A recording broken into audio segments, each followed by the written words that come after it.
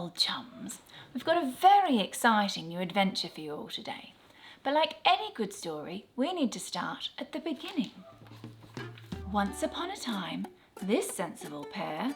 What we got for dinner? Oh, I've got kangaroo stew tonight, Bob. Oh, Gordon, blimey oath! set off for Australia to build a camper and travel the remote outback. And this adventure, and its misadventures... Go, go, go, go, go, go, go, go, go, go, go, go!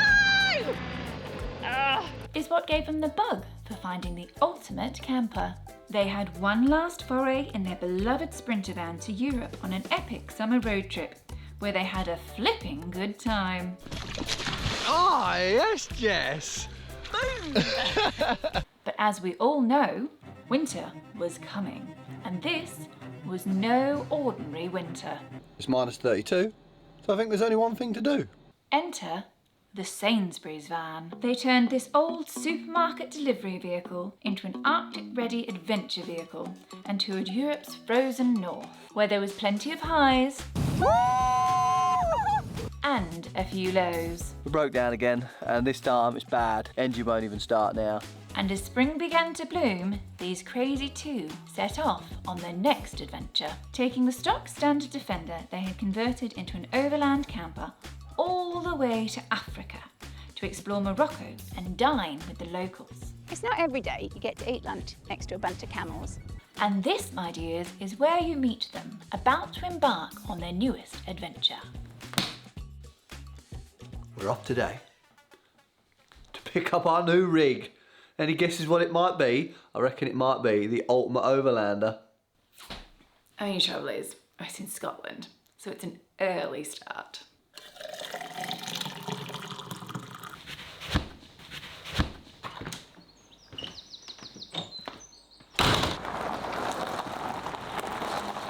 So now I'm a bit more awake, I've realised that the last time we saw you, we were in Spain. But unfortunately, we ran out of Schengen days, so we had to hot foot at home, and we literally just spent 2 days straight driving.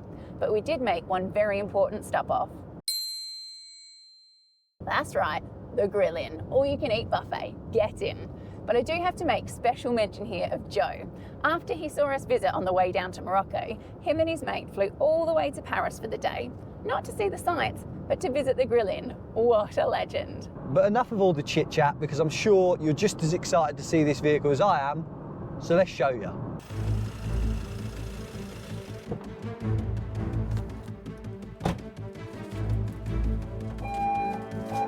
Everybody, meet Big Red, our 718K Pinzgauer 6x6X fire truck, and the new love of my life.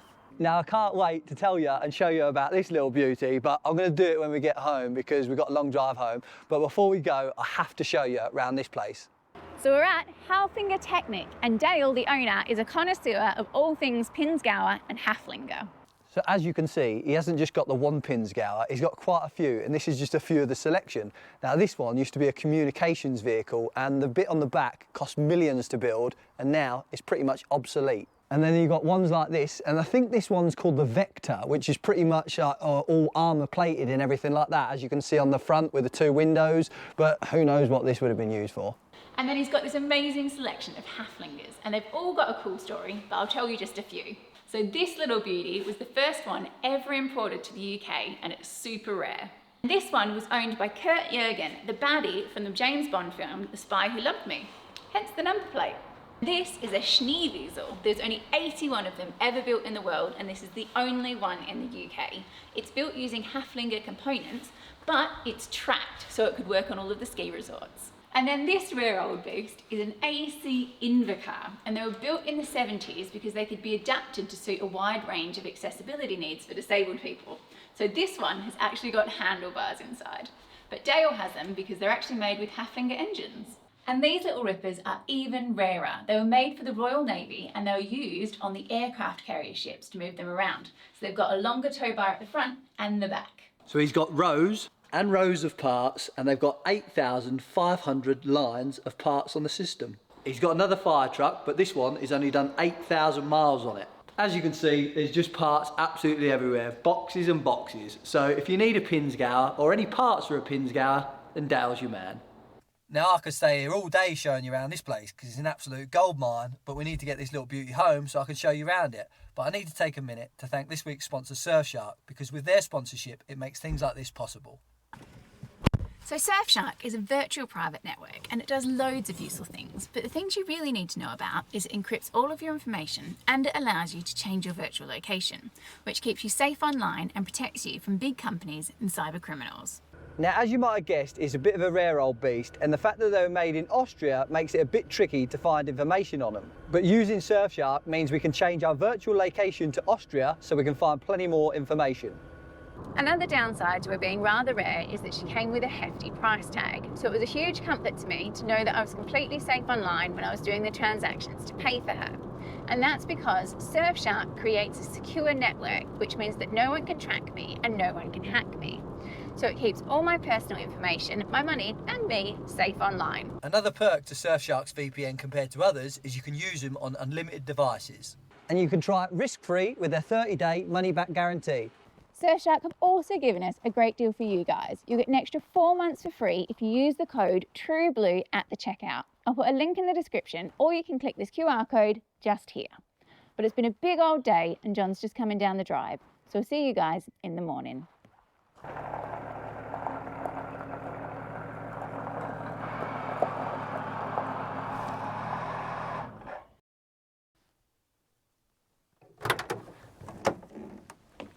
Oh, I slept in here last night, didn't I?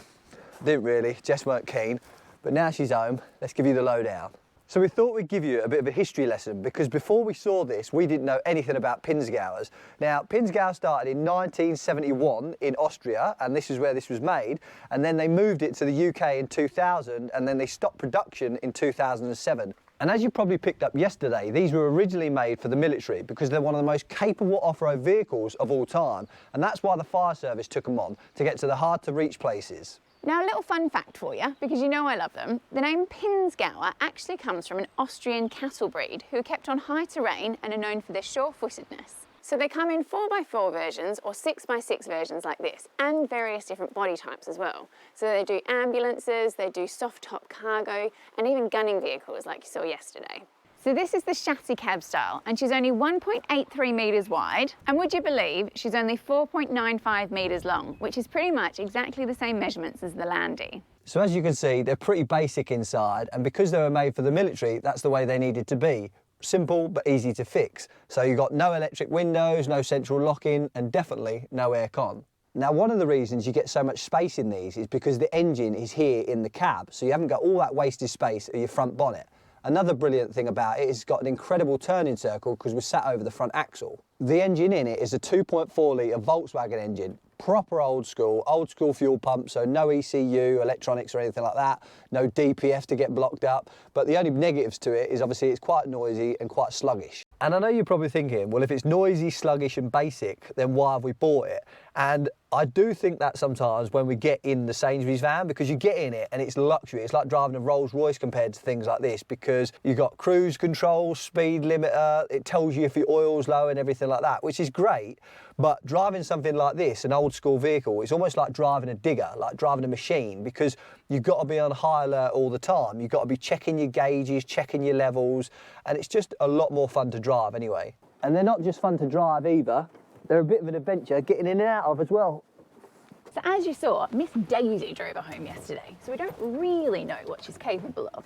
So I think it's time the old Leadfoot put her to the test.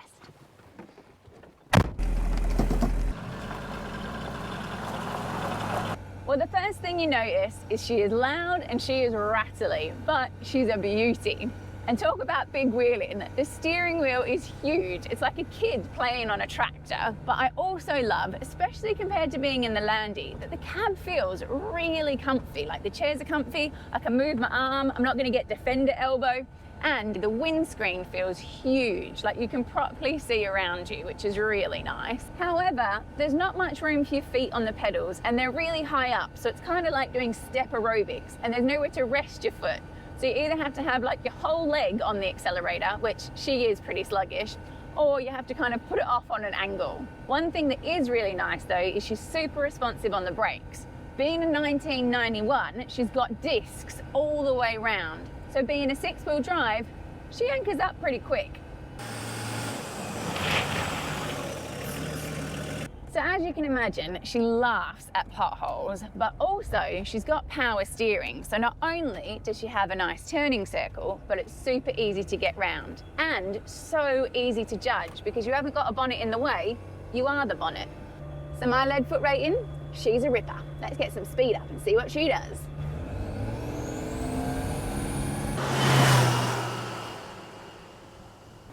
Well, she might be red, but she ain't no rocket.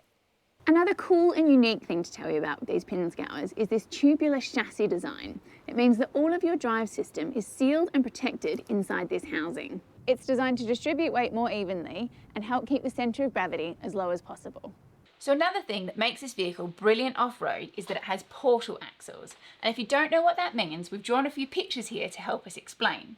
So in your normal car, you've got your engine that drives your prop shaft down to your diff, which goes out to your axle and directly turns your wheel. The difference with your portal axle is, instead of it directly turning the wheel, what it turns is a little gear, which is attached to a bigger gear, which is what spins your wheel.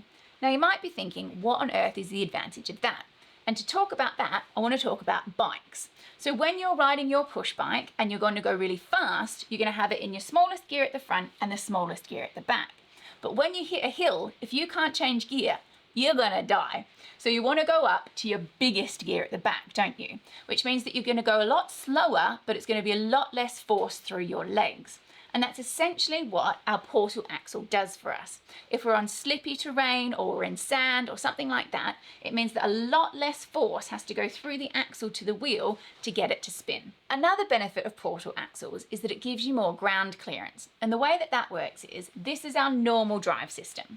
So our axle goes directly into our wheel, and this red line here represents the center of our wheels. However, with a portal axle, it offsets it. So what that means is, this here is the center of our wheels, but our axle and our diff is up higher. So it gives us more ground clearance when we're trying to go over rocks and things like that.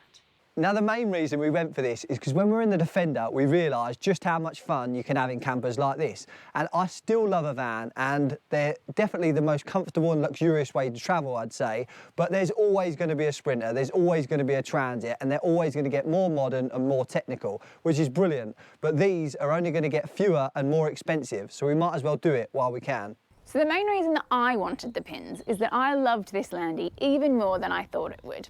And the thing I loved about it most was all the places it could get us to. And that's because it's so much narrower than a van and also lower, so we could get down lots of tracks that we just couldn't do. And obviously the 4x4 capability. But she is pretty snug inside. And you can see really clearly with them parked side by side here that we get so much more living space in the Pins than we will in this, because what's wasted is the whole bonnet becomes the cab in the Pins, and my cab in the Landy becomes living space, which when you've got such a small space, it makes a big difference. Now, I think it's safe to say that every boy's dream at some point in life is to be a fireman. And when I first came back from Australia, I applied to be in the fire service, but they wouldn't have me. So I think today's the day we remedied that.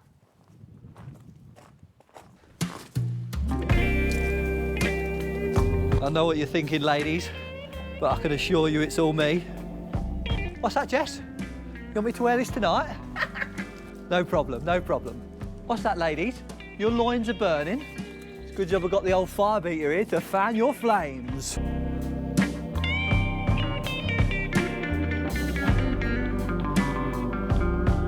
Now enough of all this, because Jess wants to see my fireman's hose. Well, if you're new around here, I'd like to be able to tell you that that's the first and last time that anything of that nature will ever happen on this channel. But I would be lying. And if you're not new around here, you'll know full well that that wasn't all him.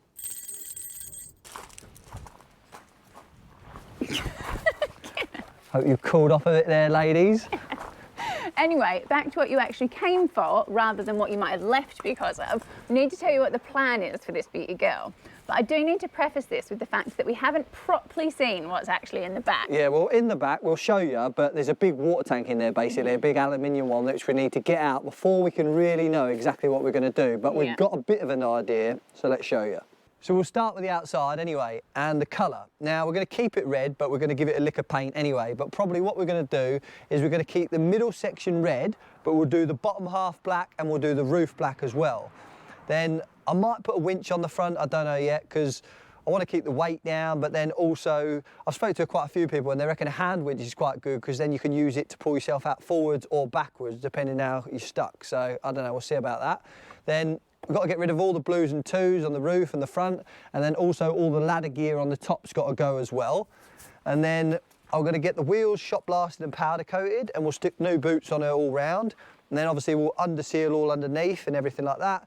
And then these are like tree sliders and bush sliders, and they're actually made of wood, which is quite a unique feature. We want to try and keep that really, but they are really expensive to buy. Now, most of them are good, but one on the other side's a bit rotten, so we'll probably have a go at making our own ones of these anyway. And then I would love to keep these roller shutters, but unfortunately they're not that weather tight, so we're gonna have to get rid of them. So what I'm going to do is I'll probably skin the whole outside, and then we'll probably put a window in there as well. And then on the back here, it's pretty much going to stay the same, where we'll keep these. So these are just like ladders, like what I put on the Sprinter. So these are pretty handy to be getting on and off the roof.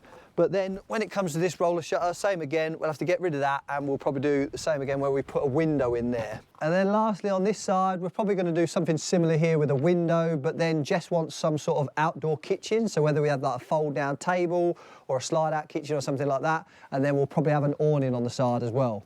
So moving on to the inside, you're going to need your imaginations a bit for me, because the back is still full with the massive old water tank and all the equipment. But the idea is we're going to build a lovely big comfy couch seating area in the back with a table that will then drop down to make a full-size double bed that we can use. And of course, I need somewhere to put my toilet. And then in the front here, we're going to build a storage unit on top of here. But of course, that needs to be easily removable because our engine's underneath it. And we're toying with the idea of not doing a crawl through in here, which I know breaks our golden rule, but we didn't use it as much as we thought we would in the Defender. So when there's space at a premium, something we're thinking about whether we do or not. And then obviously inside the cab, she needs a good old spruce up, and we need to sound deaden her and do all of those kinds of jobs. So another little space we're hoping to make use of is this box here. Now this is actually our battery box. Now normally these vehicles are 24 volts and have 2 batteries, but because it was a fire truck, they've converted it to 12 volt and there's only 1 battery in there, which gives us a little bit of space to use. And speaking of batteries, we're going to try electric cooking for the first time in this build. So we're going to put in 560 amps of lithium batteries, and then I'm going to have an induction cooktop. And one of the things I'm really excited about with that is we can just put some plug points around the place and I can move my cooker, because that's something I really enjoyed in the Defender, and it means we won't have to run gas lines everywhere, so that's a win. We're also going to put in our usual bits and bobs, so we're going to have our water filtration system and a diesel heater that's thermostatically controlled. And then on to the last bit, which is the middle section. You can get a better feel of what it's going to be like in the back here. So we need to take out this partition and all of this stuff here. It's not structural, so it will be flowing all the way through. We're going to build our kitchen in here, and one thing we are thinking about doing is a pop top. But we're going to wait and see once we get everything out how that's all going to work and whether it's going to be possible. But one thing that will make it okay if we don't do that is we've got a lot more head height in here than we did in the Landy, so it could be comfy without one. So talking about the roof, I need to tell you my plan for it. So I don't need the pop top to be the whole length of it. So what I'm going to do is I'm going to put a roof rack at the front. So we'll make that like we did on the Sprinter, and then I'm going to put a 12 volt air conditioner unit up there as well. But to make the pop top, I'm going to need a new tool. So you've been missing it. I've been missing it. It's time for Tool Talk Tuesday. So to make the pop top, I'm going to do it out of aluminium, and to do that I'm going to need a TIG welder. So you've seen me weld before, but that was using a MIG welder, which is pretty much the easiest welder to use, easy to set up and everything like that, but the only problem with them is they only weld steel. And that's where this little beauty comes in. So this is Artec's newest welder. This is the 211 TFT, and I absolutely love it. So when you look at normal TIG welders, they've probably got about 20 different gauges on the front, and to set them up is an absolute nightmare, and it takes a lot of time and a lot of experience. And this is where this is an absolute game changer. Now firstly, I need to talk to you about the TIG torch. Now this is a MIG torch and there's no setup involved in it. All you got to do is press the trigger and away you weld. Whereas the TIG torch is slightly different. So you've got a tungsten and a cup, and they're different sizes depending on what metal you're welding and also what thickness. But don't worry, the machine's going to tell you what you need to use. So you can set these up manually, but the best thing about it is this easy set setting, which is going to do all the work for you. So first off, it's going to ask what tungsten size we've got in the torch. So you can adjust it at the top here, look. So let's say we've got 2.4mm in there. Then it's going to ask what work thickness material you're working on, and we're going to weld, say, a 3mm piece. Then it's asking what metal type, we're on aluminium. They even ask what joint type you're going to be welding, so whether it's a corner, edge, lap, T. So let's say we're going to do a corner. Then it's asking whether we want pulse, we don't want pulse. And then it asks what TIG torch you're going to run, whether you're going to run a normal TIG torch or whether you're going to run a pedal. Let's just go normal TIG torch, and then you go OK, and it's going to tell you how many amps it's going to run. It's going to tell you what to set your gas gauge to, 8 litres per minute, and it's also going to tell you what cup size to put on your TIG torch. So I think you know why I wanted this little beauty, because it takes all the guesswork out for you. Whereas if I'd have got another machine, I've had to put all them settings in manually, and I don't really know what I'm doing at the minute. Whereas I know when I start to weld, this is set up perfect. So if the weld's bad, it's me not doing a good job. So you'll see how I get on throughout the build, but I think you know what I'm going to say, don't you? Brilliant little bit of kit for the workshop. Well, I hope that satisfied your triple T needs. I know it's made John very happy, and I've loved showing you around our beauty new rig this week. Next week, we're going to start the build, or should I say unbuild, where we're going to pull her all apart and actually see what we've got underneath there. So we look forward to seeing you then, and don't forget about that Surfshark link in the description.